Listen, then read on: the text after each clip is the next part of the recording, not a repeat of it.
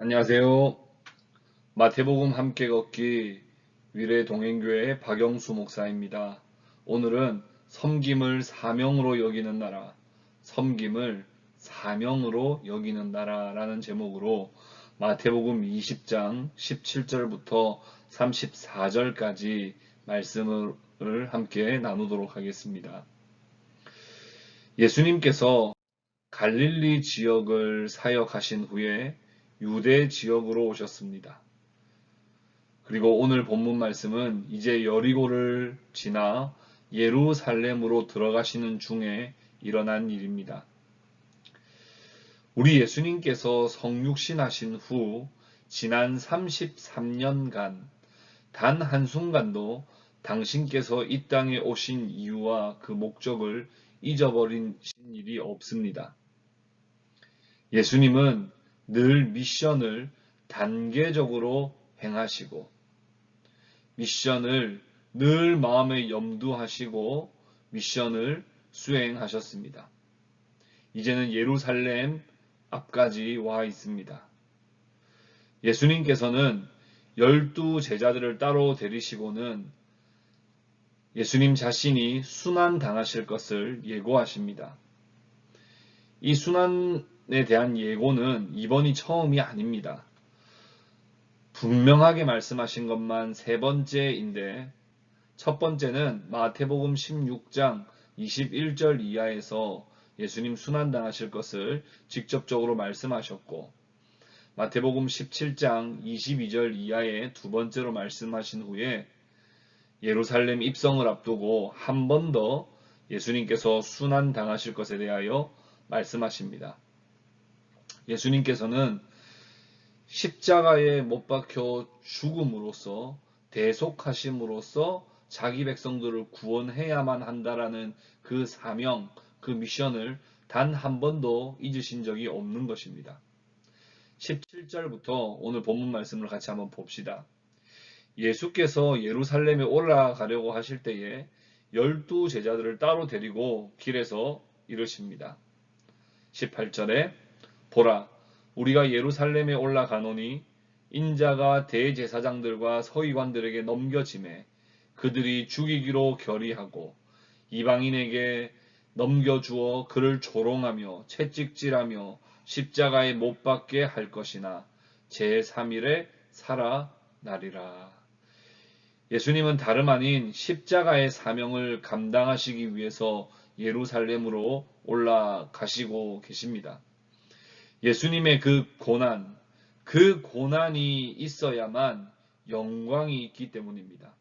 No cross, no crown. 십자가가 없으면 영광도 없습니다. 그렇게 자기 백성들을 죄와 사망에서부터 건져내기 위해 자신이 친히 속량하시고 화목제물이 되시는 겁니다. 그런데 사람은 참 안 바뀌죠.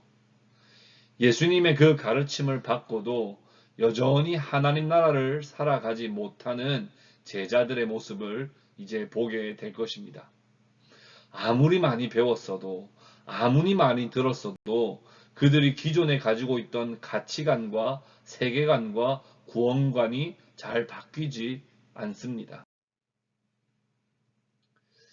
더 패션. 정말 십자가 없이는 영광이 없다고 하는 그 사실을 예수님의 제자들이라면 알아야 할 것인데 그것을 모르는 것이죠. 20절부터 한번 봅시다. 그때에 세베대의 아들의 어머니가 그 아들들을 데리고 예수께 와서 절하며 무엇을 구하니. 그때에 라고 하니까 예루살렘으로 이제 딱 바로 들어가기 전에 이 타이밍이 중요했던 것이죠.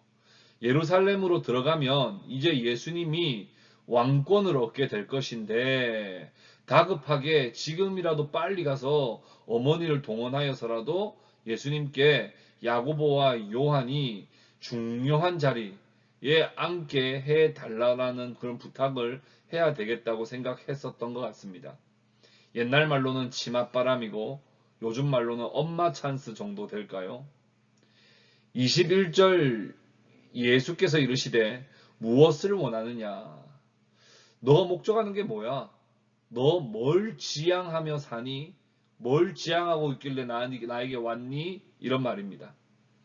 이르되 나의 두 아들들을 주의 나라에서 하나는 우편에 하나는 주의 좌편에 앉게 명하소서. 예수님께서 예루살렘에 가셔서 하실 일을 이들은 하나도 이해하지 못하고 있습니다. 여전히 이들의 생각과 이들의 가치관, 이들의 세계관은 이 땅에서 잘 되는 것, 이 땅에서 높아지는 것, 출세하는 것에만 관심을 두고 수단과 방법을 가리지 않고 어떤 것을 동원해서라도 그것을 자기가 원하는 것을 쟁취해내겠다고 하는 그런 탐욕으로 가득 차 있는 것이죠. 22절에 예수께서 대답하여 이르시되 너희는 너희가 구하는 것을 알지 못하는도다. 뭘 잘못 알고 있나 본데 너희는 내가 마시려는 잔을 너희가 마실 수 있느냐 물어보십니다. 이것은 십자가 죽음을 말씀하시는 거예요. 그런데 그것도 모르고 얼른 할 수 있나이다 이렇게 대답을 하죠. 23절에 이르되 너희가 과연 내 잔을 마시려니와 내 좌우편에 앉은 것은 내가 주는 것이 아니라 내 아버지께서 누구를 위하여 예비하셨는지 그들이 얻을 것이라. 지금은 너희들이 무슨 말인지 도무지 알지 못하고 탐욕에 눈이 멀어서 온갖 말, 호언장담도 다 하지만 하나님께서 너희들의 삶을 진정으로 고난과 죽음으로 인도하며 예비하신 영광을 주실 것이라는 말입니다. 실제로 너희가 과연 내 잔을 마시려니와 라고 하는 이 말이 그대로 성취되는 것이 사도들 중에 최초의 순교자가 바로 이 야고보이죠. 이 야고보 사도가 AD 42년경에 헤롯 아그리빠에 의해서 실제로 순교를 하게 됩니다. 그러나 사실 그 사실을 모르고 나도 그 잔을 마실 수 있습니다 라고 대답한 것이죠. 그렇다면 야고보와 요한만 탐욕 가운데 변하지 않고 있었던 것일까요? 그렇지 않습니다. 24절에 보면 열 제자가 듣고 그 두 형제에 대하여 분히 여기거늘 나머지 사람들은요 똑같았습니다. 다른 게 하나도 없었어요. 다 한 발 늦었다. 저러다 나는 아무것도 못하는 게 아닐까 오히려 불안해하고 분노하고 있습니다. 이들 모두가 하나님 나라를 제대로 이해했다면 절대로 분노하지 않았을 것입니다. 왜냐하면 하나님의 나라는 그런 형태로 영광을 얻는 나라가 아니기 때문에 그래요. 25절 말씀에 보면 세상의 집권자들은 임의로 권력을 사용해서 군림하는 형식으로 영광을 다 취한다는 거예요. 그러나 너희들은 그래서 안 된다고 주님은 말씀하십니다. 26절에 너희 중에 누구든지 크고자 하는 자는 너희를 섬기는 자가 되고 너희 중에 누구든지 으뜸이 되고자 하는 자는 너희의 종이 되어야 하리라. 하나님의 나라는 세상 나라와 위아래가 완전히 뒤바뀐 나라입니다. 뒤집어진 나라예요. 섬기는 자가 큰 자가 되는 것이고 종과 노예가 으뜸이 되는 나라. 그런 나라가 바로 하나님의 나라라는 겁니다. 28절에 인자가 온 것은 섬김을 받으려 함이 아니라 도리어 섬기려 하고 예수님께서 섬기며 종이 되시는 나라. 예수님께서 진정으로 섬기시는 나라. 이런 나라가 하나님 나라라는 겁니다. 자기 목숨을 많은 사람들의 대속물로 주려 함이니라. 이 말은 많은 사람을 대신하여 많은 사람과 내가 교환되어 친히 대속물이 된다는 겁니다. 나는 죽는 대신 자기 백성은 살려내는 그런 예수 그리스도. 그 그리스도께서 통치하시는 나라를 바르게 이해하고 받아들이지 못하면 우리가 예수를 따른다고 하지만 계속 자신이 높아지려고 하고 대장이 되려고 하고 군림하려고 하고 섬기는 것이 아니라 시키려고 하고 섬김을 받으려고 하며 살아간다는 거예요. 그러나 예수님은 섬기는 나라, 섬기는 것이 진정으로 나의 사명이라고 생각하며 주님이 오셨던 것처럼 섬김을 사명으로 생각하는 나라, 그런 나라가 바로 하나님 나라입니다. 그 일을 궁극적으로 온전히 이루시기 위해서 예수님은 예루살렘으로 들어가시는 겁니다.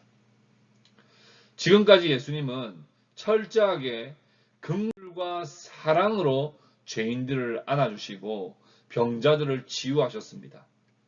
예수님께서 지상에서 하시는 마지막 치유 사건을 끝으로 이제 예루살렘으로 들어가시는데, 예수님께서 지상에서 하시는 마지막 치유 사건이 29절 이하에 나와 있습니다.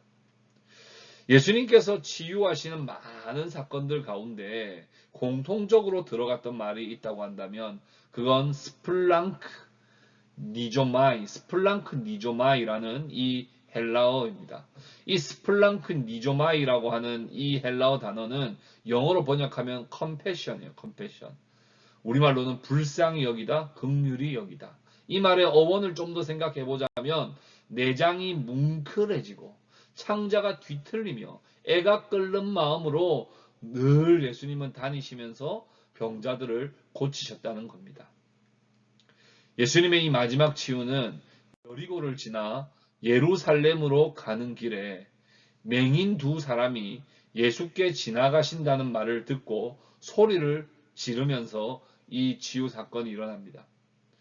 주여, 우리를 불쌍히 여겨 주십시오. 다윗의 자손이여.